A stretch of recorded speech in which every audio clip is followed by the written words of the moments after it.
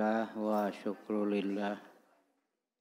Asyhadu an la ilaha illallah wahdahu la syarikalah wa asyhadu anna Muhammadan abduhu wa rasuluhu amma ba'd. Surat Ad-Dukhan, surat ke-4 ayat genep dugi ke ayat 8. A'udzu billahi minasyaitonir rajim. Rahmatan mir rabbik. Innahu huwas samiul alim. Rabbis samawati wal ard wa ma bainahuma.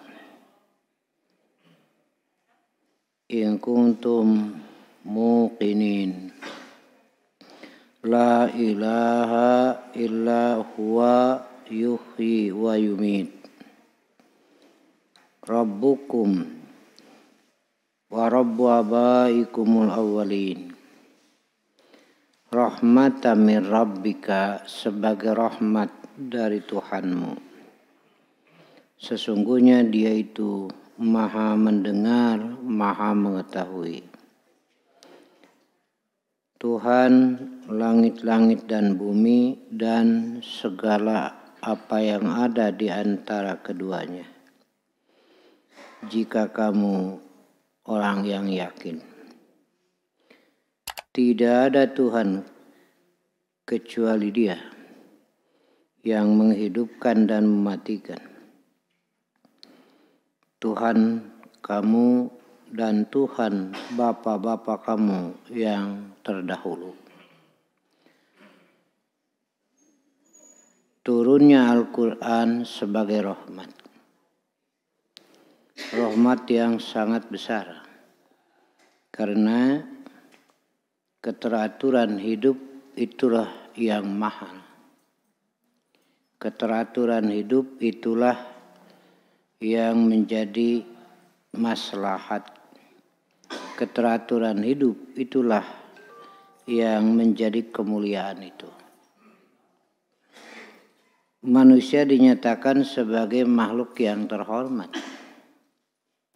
Maka untuk memelihara kehormatan harus ada aturan.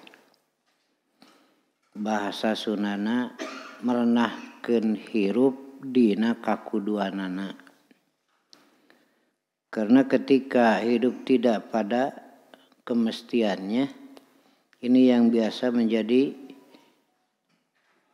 kacau, rusak ketenangan, gitu. Dan tidak ada yang maha tahu bagaimana menempatkan manusia pada tempatnya, hanyalah Allah. Karena itu turunnya Al-Quran sebagai rahmat yang besar. Bagaimana sikap kita menerima Al-Quran itu? Menerima rahmat Allah itu. Maka Allah pun arahkan juga. Pertama, hendaklah dibaca. Quran itu dari qiraah. Tidak akan diketahui aturan-aturan yang ada dalam Quran jika tidak membaca Quran. Mentadarusinya. Saya pernah menyampaikan ada tahapan-tahapan. Pertama qiraah, kedua tadarus, ketiga tadabbur, keempat tilawah. Qiraah itu membaca lafaz-lafaz yang dibaca dalam Quran itu. Setiap lafaz punya makna. Nanti ada tarjamah harfiah namanya. Per lafaz ini tarjamahnya. Nanti ada tarjamah maknawiyah. Lafaznya begini, ini maknanya. Begitu. Sebagai contoh, kita dapatkan dalam Al-Quran lafaz khair. Artinya kebaikan. hasanah, kebaikan. Birun, kebaikan. Jadi ada beberapa lafaz yang berbeda pelafalannya, tapi makna lafzi harfiahnya sama. Nah, kemudian nanti maknawiyahnya, nah begitu. Itu dalam bentuk qiraah, bersama-sama dikaji. Kemudian ada tadarus. Tadarus itu diusahakan ada ayat tapakna minimal, terpeliharanya diri dalam agama Allah. Jiwa tidak keras, karena Quran itu bagaikan air hujan yang menyirami tanah. Jika lama tidak baca Quran, hati menjadi keras. Kalau hati menjadi keras, biasanya mudah untuk belok dan mudah dibelokkan. Begitu. Kemudian ada tadabbur. Mentadaburi, membaca, mengulang apa makna yang ada. Dan ada tilawah. Kemudian kita amalkan dalam keseharian yang kita bisa amalkan. Rahmatan mir rabbika. Sebagai rahmat dari Tuhanmu, kita menerima dengan rasa syukur. Bukti rasa syukur kita pelihara Quran dengan membaca dan melaksanakan. Innahu huwas samiul alim. Sesungguhnya Dia Allah Maha mendengar atas omongan orang-orang terhadap Al-Quran. Ketika turun Al-Quran, banyak orang yang ngomong, memberikan tanggapan. Ada yang menyatakan sami'na wa ato'na. Kami dengar, kami taat. Para pemimpin jangan dulu menyalahkan anak buahnya jika tidak taat kalau belum mendengar. Sampaikan dulu, setelah mendengar baru di situ bisa menilai taat dan tidak taat. Sam'an wa ta'atan. Lebih dulu sam'an, mendengar. Baru kesananya ta'atan. Tanggapan yang pertama yang benar ketika mendengar Quran, sami'na, kami mendengar, wa ata'na, kami taat. Ada juga yang menanggapi Al-Quran, sami'na wa hum la yasma'un. Kami mendengar padahal sama dengan tidak. Jadi mendengar dengan tidak mendengar itu tidak ada bekas bagi dia. Yang ketiga, sami'na wa asoina. Kami dengar tapi kami bantah. Ini Yahudi ya. Kalau Yahudi, kami dengar kami bantah. Begitu.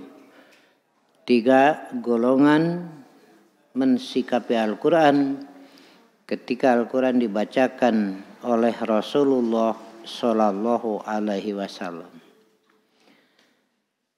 Kita berusaha menempatkan diri pada kelompok yang pertama, sami'na wa ata'na, dan kita mohon kepada Allah agar diberi kekuatan pertolongan dalam melaksanakannya. Setelah salat, wiridan, diantaranya kita berdoa, Allahumma a'inni, Allahumma a'inni ala dzikrika wa syukrika wa husni. Iya. Ya, kita mohon pertolongan kepada Allah yang maha mengetahui atas segala sikap manusia. Rabbis samawati wal ar wa ma bainahuma. Yang memberi rahmat, yang menurunkan Quran yang berisi rahmat yang besar itu adalah Rabbus samawati wal ar. Tuhannya langit-langit dan bumi wa ma bainahuma.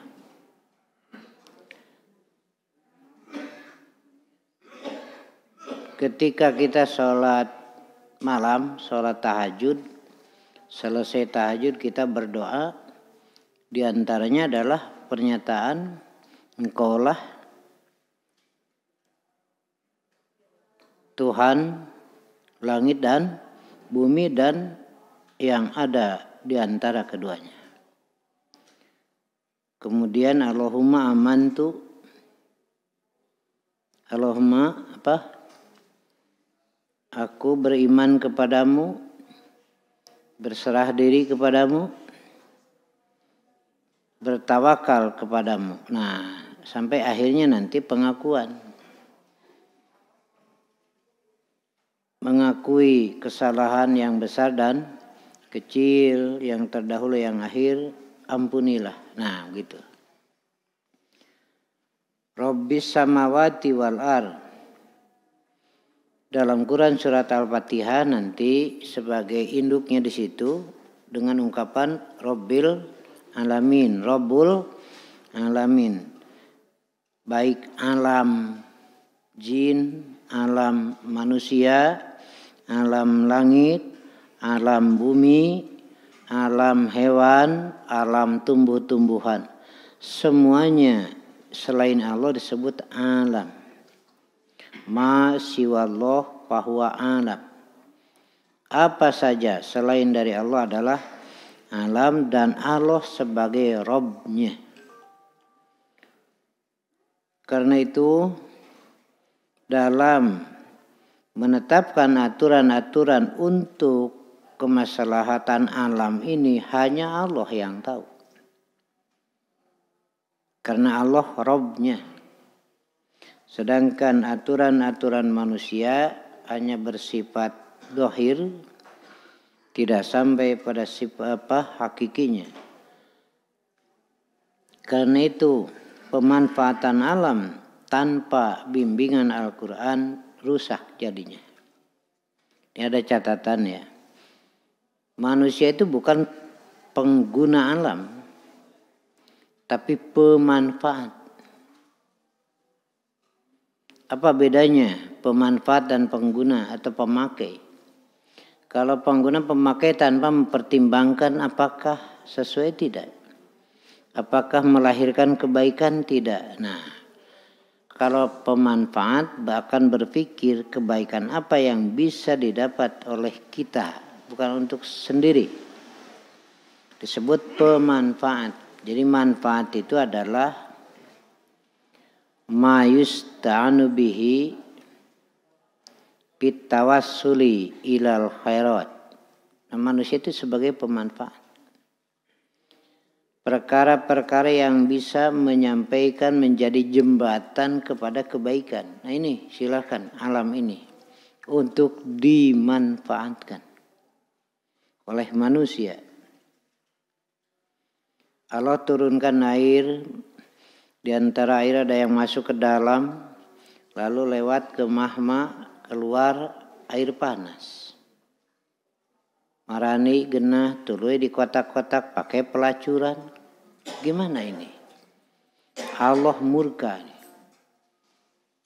Lamun urang hayang mani ku cai haneut pan kudu naheur sabarahaeun. Ieu mah disadiakeun tuluy di kotak-kotak jadi kudu malayar sih. Keun bae lah, tapi untuk pemeliharaan itu mah pek urang ge ridho. Tapi ari keur pemeliharaan aya eta oge sebagai alasan saja kegedena kana saku panteriweuh. Padahal teu naheur cai, menaheur sabaraha. Nah, begitu kan? Di mana-mana disiapkan. Sungguh tidak berterima kasih ketika dimanfaatkan untuk pelacuran, perjinahan. Ya. Nah ini yang harus diarahkan itu. Begitu juga yang lainnya. Sekarang kan gunung-gunung itu bisa dijadikan tempat istirahat, pila panisan, tapi jadi pamanasan. Kenapa? Sebab dia punya pila gigireunana pilana leuwih alus panas. Manehna mawa mobil make kapila teh tatanggana mawa mobil leuwih alus panas. Jadi lain paniisan. Pamanasan. Iya. Nah, kita lanjutkan. Bagaimana memanfaatkan semua ini? Kalau arahkan yang pokok silahkan nanti setelah digunakan dimanfaatkan untuk pemanfaatan yang lain. Ya, pertama adalah air diturunkan untuk mensucikan diri sehingga layak sujud kepada Rabbus samawati wal ardh. Mau dipakai minum silahkan, masak silahkan, nyuci silahkan, atau digunakan yang lainnya. Tapi yang pokoknya dulu. Hendaklah digunakan untuk bersuci. Parbut air jadi perusahaan, sholat tara. Gimana ini? Ya. Itu kan sekarang berebut air yang murni itu dari mana? Kan bukan manusia yang membuatnya. Untuk menyaring memurnikan saja kan kalau dari gunung mah asli, tete resep cenah asli mah herang nage. Teu era eta teh salat. Ya, gitu. Perbuat memanfaatkan menjual air. Menjual air itu kan tidak boleh. Enggak boleh menjual air itu kan Allah sediakan untuk semua. Dalam keterangan, jikalah Allah sudah tidak sayang pada binatang, mungkin air disetop oleh Allah. Mau diturunkan, iya we ka sasatuan, jadi orang teh nurut ka sato. Gitu. Nah, terus di perjualan. Jadi bukan memberi airnya, karena air itu sudah disiapkan untuk semua. Hanya memberi uang jasa mengolah itu, teman. Jadi lain melicai, bukan menjual air pada dasarnya, bukan menjual air, tetapi memberi upah jasa mengolah. Nah, pika jadi bajigur, beda ini marasana karena diolah. Sabaraha jadi sirup silahkan. Kabeh nu ngajual jeung nu meuli teu salat. Ini dah diarahkan ya. Begitu juga tanah. Dibuat rumah silahkan, dibuat jalan silahkan, dan juga digunakan untuk pertanian dan sebagainya silahkan. Tapi kenapa tidak sujud kepada Allah di atas bumi itu? Ini Allah arahkan. Wa ju'ilat liyal ardu masjidan wa tahuran. Dan dijadikan bagiku bumi ini sebagai tempat sujud dan alat bersuci. Nah, begitu. Palega-lega tanah. Malah kalau tidak salah undang-undang sekarang lebih memberi kebebasan. Itu harus ada batasan. Semua manusia berhak menempati tanah. Ini dari Allah. Walaqad makkannakum fil ardh. Allah menempatkan kamu di bumi. Jadi keserakahannya mestinya dibatasi tuh sampai ribuan hektar satu orang. Sementara aya nu teu kebagian pisan, kapaksa nempel. Ya, harus ada undang-undang pembatasan itu harus. Kalau dulu ada, sekarang katanya ada kebebasan. Iya. Sampai ke daerah-daerah, kalau dulu kan tidak boleh. Penguasaan tanah ke daerah kecuali dibatasi sekian. Nah itu bagus. Kenapa? Karena semua orang berhak itu. Kata gubernur, bongkar saja gubuk itu. Karena akan diadakan perluasan masjid, pembangunan masjid untuk kepentingan umum. Ada ini gubuk punya kakek-kakek kecil. Kata gubernur bongkar. Kata kakek enak saja bongkar. Ini punya siapa? Ini punya saya. Gitu. Kata gubernur ini aki untuk kepentingan umum. Di masjid komo. Bagaimana kata si aki? Iya kan aki teh bagian tina umum teh ya. Hari kepentingan umum teh saha tuh. Ya. Untuk kepentingan umum ari di urang mah kepentingan umum teh gitu we pejabat nu baleunghar, anu miskin. Macet di jalan, supir angkot, sedengkeun di daguhan di keluargana beas. Ari macet, yo tepan pejabat ngahiong ngeunah kayak itu. Gimana perasaan orang miskin? Bagaimana perasaan orang kecil? Tolonglah diperhatikan. Imam macet, bari ditungguan ku beas. Cek pariwasa tukar ku beas. Ku keluargana can meuli beas. Bayangkeun ari ieu dengan enaknya gajihna gede gitu. Dikawal ngehong we gitu. Nah ini sebagai bagian yang perlu diatur itu ya. Cek gubernur aki ke kepentingan umum, cek si aki pan aki bagian tina umum. Gitu. Itu bisa cek si aki lah. Itu Tapi keker atuh nu kawasa teh bongkar. Ya si aki lapor ke khalifah. Miskin, tidak punya backing. Tapi diperhatikan. Karena sama-sama kan. Kaya miskin adalah rakyat yang harus diperhatikan. Bagaimana putusan khalifah? Hentikan. Jangan ada pembangunan yang bermuatan kedoliman. Bukan tidak boleh. Tapi jangan ada kedolimannya. Lain saya tikedena. Kicena terjadi khalifah tapi putusan hentikan. Kemacek si aki bongkar we cenah sok kadinya. Nah heureuy ya ka gubernur wani geura aki-aki. Naon cenah heureuy? Teu heureuy dinas. Tadi cenah ulah, ari ayeuna pek wae. Da aki mah lain teu mikeun ieu tanah nu ngan saeutik, tapi aki itu awal ku keadilan. Tah ini keadilan geus katarima teh khalifah, pek wae ieu mah karena keadilan lebih mahal. Tah kitu hesenya nu dikitu di urang ini. Ya, kita lanjutkan. Nah, begitu. Ini kan harus diarahkan, dituntun untuk kemaslahatan semua. La ilaha illa huwa. Tidak ada Tuhan kecuali Dia. Yuhyi wa yumit, yang menghidupkan dan mematikan. Terus data-data seperti ini disampaikan agar manusia tidak salah beribadah. Begitu. Ta'abudu itu artinya merendah diri. Kalau merendah diri mesti kepada siapa? Kalau perempuan kepada suami. Kalau anak kepada orang tua. Murid kepada guru. Kalau ibadah goyatu tadallul.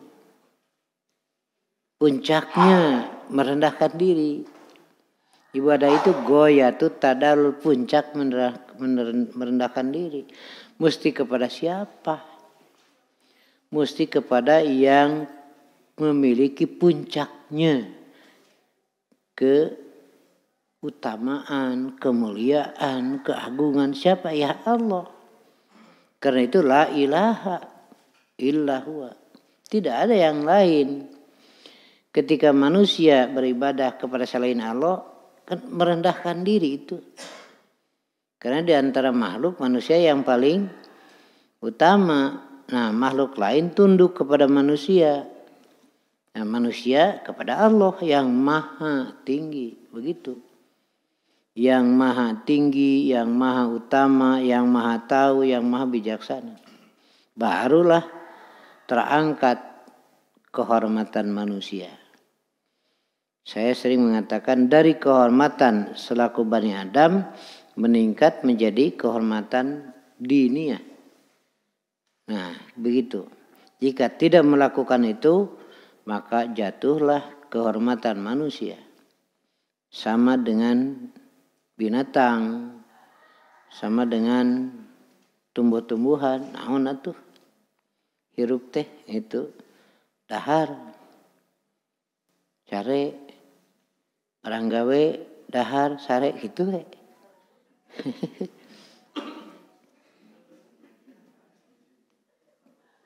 Meni hideung lestereng kerma negroid di Afrika pan.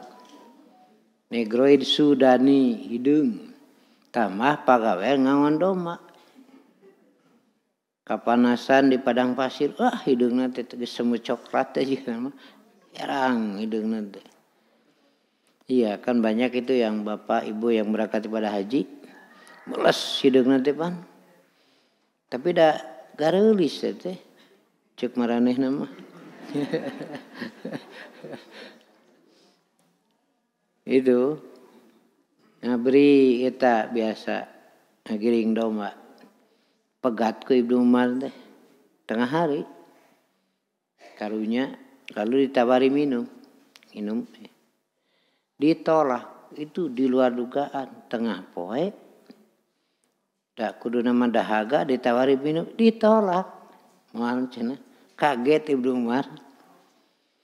Kata Umar, nah make nolak. Anak so imun. Orang manteunya. Abdi keur saum. Saum sunat. Bayangkeun orang mapan ke di tempat kieu teh saum. Kada komela hese saumna teh da kue aya atuh cai aya. Beuki tertarik Ibnu Umar itu. Nah, make puasa min urang begitulah. Bari ngangon, bari dahaga, puasa sunat. Jawabnya bagus. Pan abdi teh keluar isuk-isuk bareng jeung domba. Di tempat pangangonan bareng jeung domba. Balik ka imah pas sore bareng jeung domba. Mun abdi teu puasa naon bedana? Ya. Naon bedana abdi jeung domba? Isuk-isuk bareng keluar. Di pangangonan bareng, balik bareng. Mun abdi teu puasa naon bedana? Nah gitu. Kartos ibu tong barang dahar wae atulah.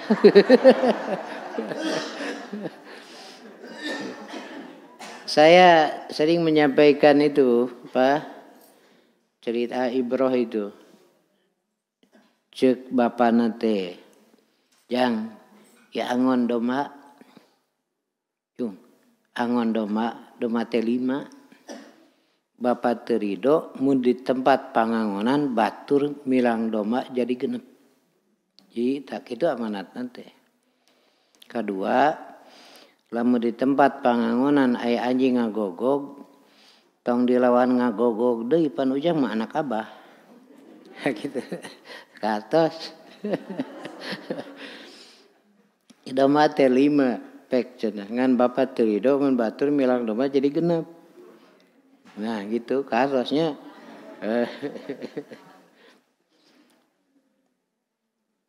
Tapi raku atuh Pak sikap jeung berpikirna nu ngangon sarua jeung nu diangon. Gitu kan. Kalau seorang komandan membawai 10 orang artinya pikirannya harus bisa menguasai minimal seimbang dengan 10 itu. Lamun mimpin 100 berarti kemampuan berpikirnya untuk menguasai 100. Komo deui lebih lega. Pikiran juga budak pan riweuh. Ya.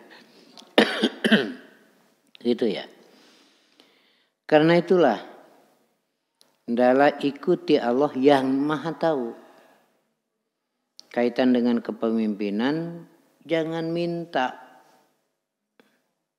Kamu tidak akan kuat. Tapi jika diamanati terima nanti Allah membantu. Nah gitu.